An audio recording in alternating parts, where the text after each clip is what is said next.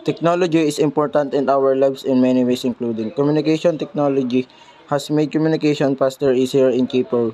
We can now text, email, and share photos and videos with others around the world. Information access. Technology gives us access to information whenever we need it. Education. Technology has changed the way we learn, with e-learning becoming more popular. It's also used in the curriculum and as a tool to enhance the learning process. Entertainment. Technology has revolutionized entertainment, making music and movies more accessible. Healthcare. Technology has made healthcare more efficient, productive, and accessible. Decision making.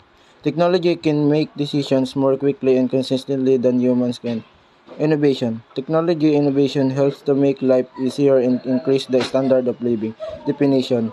The word technology comes from the Greek words techni, meaning art, skill, or cunning of hand, and logia, a suffix meaning the study of.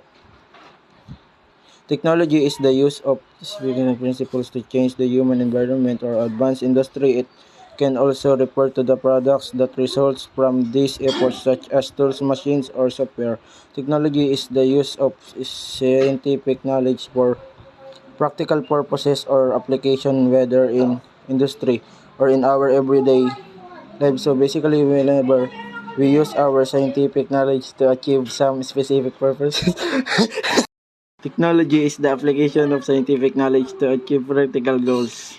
Technology is the application of conceptual knowledge to achieve practical goals, especially in a reproducible way.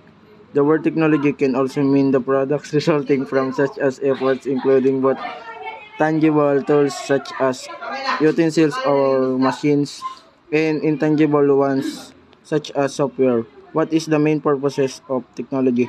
The purposes of technology to meet a human need or solve a human problem. Technology can help meet many types of human needs like needs of shelter, food, clothing, and communication. Technology does not originated from the natural world and includes methods or activities that people use to alter the environments.